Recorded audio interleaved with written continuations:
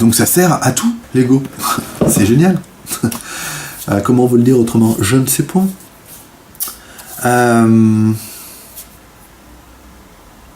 Ouais, c'est ce que je dis souvent, c'est de sortir de la dimension du jugement pour aller vers le juge aimant. Le jugement, c'est celui qui, quand vous faites une erreur, va dire « Ah, tu t'es trompé, c'est pas bien ». Le juge aimant, c'est celui qui sait qu'il faut tomber pour apprendre à marcher.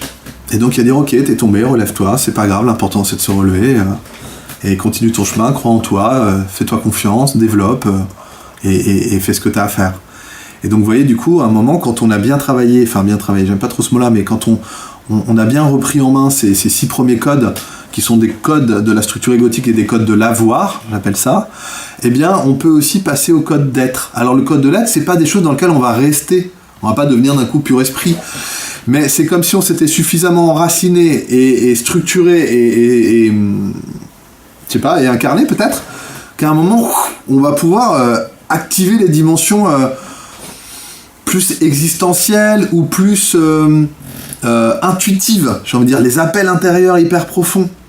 Ce qui va venir vraiment nourrir la dimension du sacré. Le fait de croire que ouais, la vie, elle a du sens, mais elle n'a pas un sens d'une vérité unique que je cherche, elle a du sens pour moi, et le sens que moi je lui donne, c'est celui-là. Et ça, c'est génial, parce que à un moment, ça va vous motiver, vous, à vous lever le matin.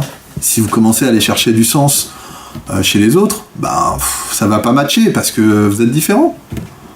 Moi, des fois, je me dis qu'on est comme un parterre de milliers de fleurs, et qu'on est tous des fleurs uniques. Si vous voulez tous ressembler à une rose, c'est dommage. Ouais, mais la rose, c'est joli, c'est beau, ça sent bon, c'est à la mode. Ouais, mais bon, y a plein d'autres plantes, elles sont toutes belles. La nature a fait des milliards d'expérimentations, elle nous a tous fait différents, elle a fait 1001 espèces différentes, c'est pas pour ressembler aux autres.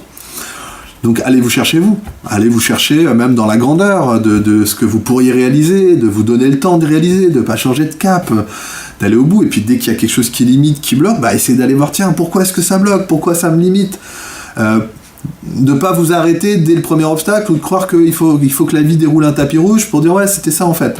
Non, vous allez voir que plus ça va être ce que vous voulez faire, et plus va falloir aller déployer l'énergie, plus va falloir les déconstruire, plus va falloir aller transcender son système de croyance, changer ses valeurs, etc., parce que la réalisation, on dit que l'homme se réalise dans ce qu'il sait pas faire, entre guillemets, c'est-à-dire que la réalisation, elle arrive quand on va dans ces zones d'inconfort, dans ces zones d'inconnu, dans ce qu'on maîtrise pas.